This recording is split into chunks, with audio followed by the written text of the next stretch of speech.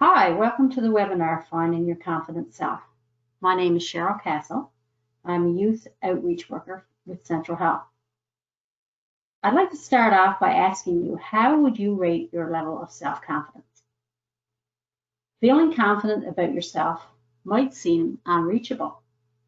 Some may think there are youth that have a gift of self-confidence that they themselves don't have.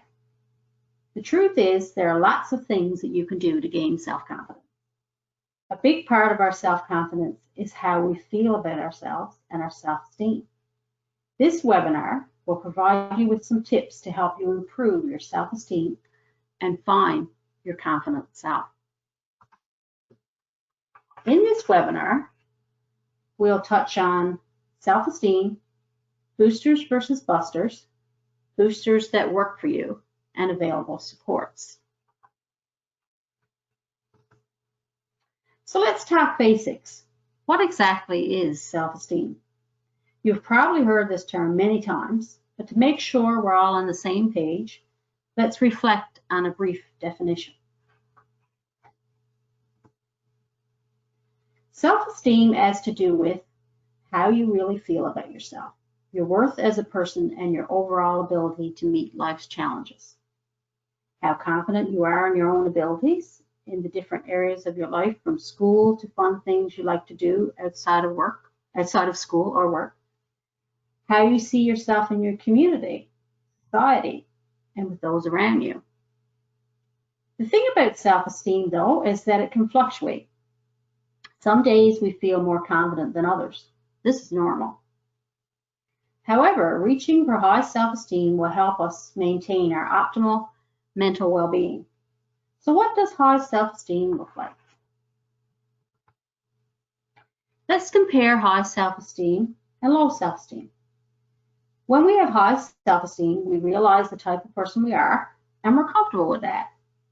We're comfortable with our own uniqueness, and we try not to compare ourselves to others. Whereas with low self-esteem, we don't value our true worth. We don't consider our positive characteristics and focus on what we're not so good at. We compare ourselves with others, making ourselves feel like we're not good enough.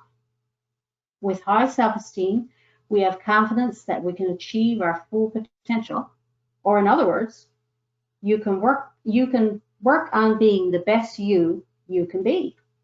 The opposite of that would be not feeling that there are skills we can gain and feeling helpless and not in charge of our lives.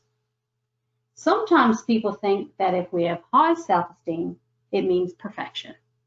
But everyone makes mistakes. The difference is, if we have high self-esteem, when we make a mistake, we bounce back and deal with it. In other words, we don't give up, but deal with the mistake and learn from it. Whereas if we have low self-esteem, we tend to get hung up on our mistakes, and we may even blame others and not take responsibility and learn from it. We're unlikely to achieve all that we can be. So you see that having high self-esteem does have some overall benefits. Let's look a little more into why. When you feel confident about yourself and your abilities, it actually changes your overall outlook. You meet challenges head on because you believe in yourself, and you're more likely to take on a new challenge and try something new. You know that you matter. You value yourself, despite any mistakes you have made or will make, despite any weaknesses you have, and you'll be kinder to yourself. It helps you to understand that you are your own person because of your unique qualities. It helps you be flexible, because feeling confident can allow you to be more accepting of change and make it easier to accept new ways of doing things. You're more easygoing, no matter what things are coming at you. It can help you have better relationships. When you feel comfortable in your own skin and compare yourself less with others, you're more likely to feel comfortable around others. You're more likely to be eager to meet new people and develop closer relationships. Let's take a minute or two to look at what influences our self-esteem. We have 4 listed here. Families. When we think about family, that could be your parents, grandparents, aunts, uncles, siblings, whoever you consider to be your family. They can be a source of encouragement for us to be our best and can provide a listening ear and encouraging words to support us. School. School gives opportunity to gain new skills, make friends, and feel a part of the community. Puberty and development is something else that influences our self-esteem. When you think about it, all of us are different in many ways, both physically and in terms of ability, things we're good at. And as we go through puberty, there will be differences too in individual rates of growth and development. Some of the changes we may experience may include sudden growth or acne, and it may seem overwhelming at times. But as they occur, we will be more okay with ourselves if we recognize that these are natural and accept ourselves and others for who we are. Along with this outlook, our focus should be on being the best that we can be and on staying healthy. The last one we have listed is media influences. In our tweens and early teenage years, we become more aware of celebrities and media images. We often look to these for ideal images of what we think we should look like. We become more aware of how we fit in, and we might start to compare ourselves to our peers, especially photos posted on Snapchat or Instagram that show only their best images, which are often edited with filters. Comparing ourselves affects our self-esteem. As we've gone through these influences, no doubt you have recalled ways that these have affected your self-esteem.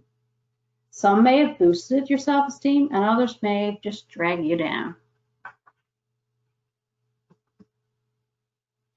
To improve our self-confidence and reach for high self-esteem, we need to find out what can boost our self-esteem and avoid the things that drag you down. We call these self-esteem boosters and busters. Boosters are actions, thoughts, and behaviors that improve our self-esteem, such as hanging out with some good friends. Busters would be the opposite, actions, thoughts, and behaviors that lower our self-esteem, such as if we call ourselves stupid for making a mistake. Take a moment to reflect on boosters that work for you. Think of busters that drag you down. Some boosters might be thinking of your strengths or reaching out for support. Some busters might be focusing on your weaknesses or thinking of negative things in your life or keeping things to yourself. The more positive views you have, the higher your self-esteem. Boosters can help you improve your view of yourself. Everyone needs some go-to boosters, and we need to find what works for us. We need to find what works for you. Let's go through a few boosters that you can use in the future to reach for a more confident you. The first booster is practicing positive self-talk. Self-talk is how we talk to ourselves in our minds. To put it into practice, you need to encourage yourself. Sometimes outside motivation is not always there. Your own positive thoughts can encourage you on those down days. Talk to yourself like you would your best friend. If you wouldn't say something to your best friend because you perceive it as hurtful or mean, these thoughts can be just as harmful to you. Remind yourself of your good points. Having a few positive go-to thoughts for when you doubt or question your worth can be really helpful. Some people call these affirmations. Check out this video of a little girl giving herself some affirmations. We could all take a lesson from her. Look, I can be a shark. Now my whole house is great. I can do anything good. I like my school. I like anything. I like my dad. I like my cousins. I like my aunts. I like my Allisons. I like my moms. I like my sisters. I like my dad. I like my hair. I like my haircuts. I like my pajamas. I like my stuff. I like my rooms. I like my whole house. My whole house is great. I can do anything good. Yeah. I can do anything good. Better than anyone. Better than anyone. some typical examples of negative thinking. In other words, negative self-talk. Absolute thinking. This type of thinking usually has words like always and never to describe problem situations. For instance, you might think to yourself, I always mess things up, or good things never happen to me. These thoughts are not realistic and leave no room for other ways of thinking and are sure to make one feel bad and hopeless.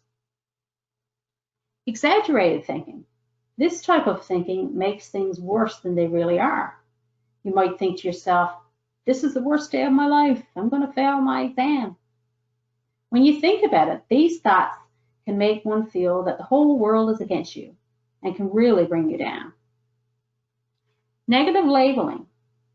Negative labeling is when you put yourself down. For instance, you might say to yourself, I'm such an idiot for doing so bad on my assignment. Being negative about a situation just makes the whole thing harder to deal with. When we have these or other types of negative thinking, we need to challenge them and make them into positive thoughts.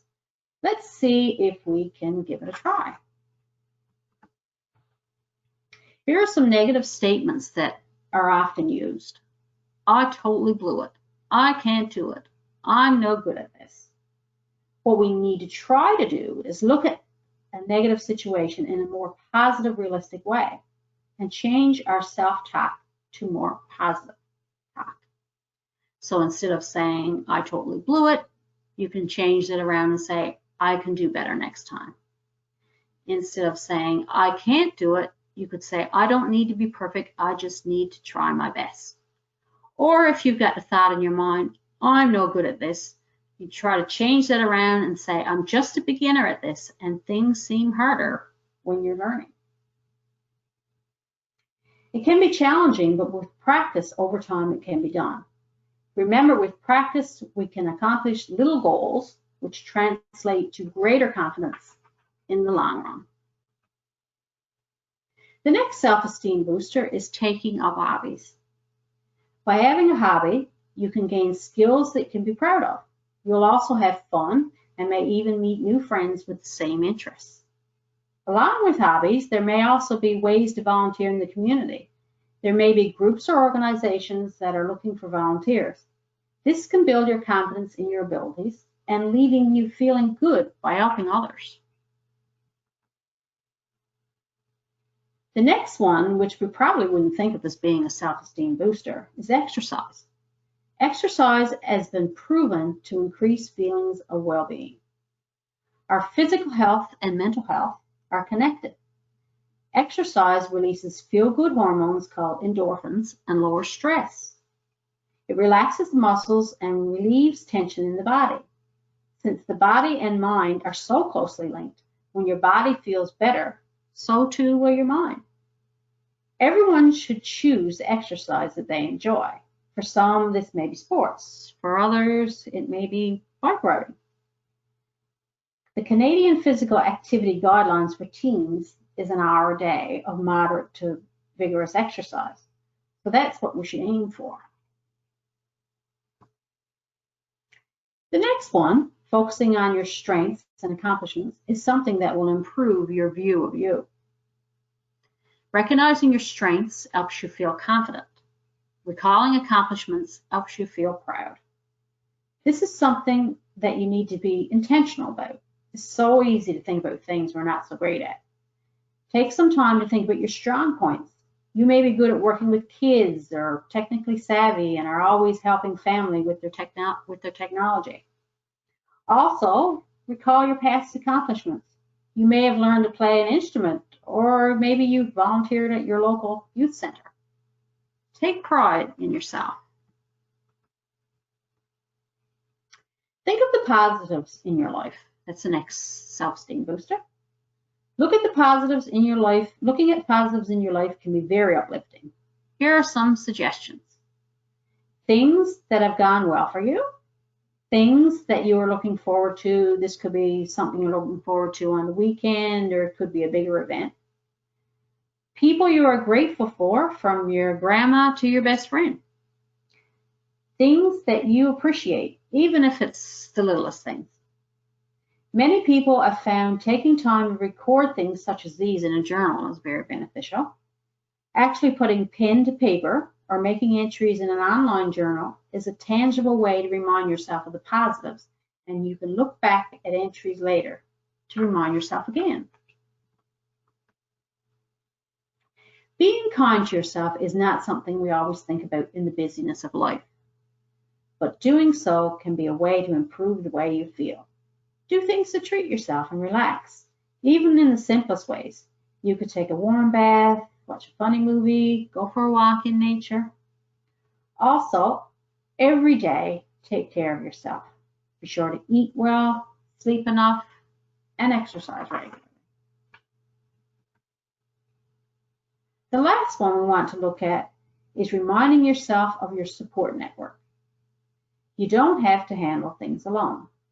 Your support network includes people like your family, your friends, your teachers, whoever you find as support. This can be one of your biggest boosters. By discussing how you feel with them can also help you recall your strengths and help you come up with other ways to boost your self-esteem. Also, don't forget that you can be a support for others too. So we've gone down through a list of boosters. No doubt there are things that you've already been doing that are working. Now you can add these to your list to help you as well. As we come towards the end of this webinar, here are some things to keep in mind. If things don't go as planned, that's okay. Use mistakes as opportunity to learn and to grow. And no one is perfect. Just because you make a mistake doesn't mean you can't do something or you shouldn't keep trying. Learn to try from your failures. For example, if you didn't make the basketball team, it doesn't mean that you should stop playing basketball or that you can't try out for the team again. With practice and hard work, you may make the team the next time. Remind yourself that perfection doesn't exist. Learning new things takes time. What matters is that you try your best. It's not always about the outcome. Ask yourself, did I learn something? Did I enjoy the process? Your outlook on things can make a big difference. Along with your support network, here are some other contacts you can reach out to for support. First one we'd like to point out here is the Mental Health Crisis Line, which is a 24-hour service. Another one that I'd like to highlight from this list too is the Kids Help Phone Crisis Text Line, which is 686868. It's available to anybody, actually, regardless of need or age. And you get to connect with a trained crisis responder, trained to bring a person from a tense moment to a calm one through active listening and collaborative problem solving. They're dedicated to helping people in a crisis. And along with this list, our province has a counseling service called Doorways, available by walk-in, virtually, or by phone. You can contact your mental health and addictions office or 811 for information. Here's a list of self-help resources. Bridge the Gap, which is our provincial website, which is actually the site that you've found this webinar. They have connections to programs as well as information that can support your mental health. I'd encourage you to check out any of these other websites as well, which have much practical information to provide self-help. We'd like to end with this quote, which kind of summarizes what self-esteem is all about. What matters most is how you see yourself. Thanks for taking the time today for this webinar. Keep reaching for your confident self, and don't forget your support network and available resources.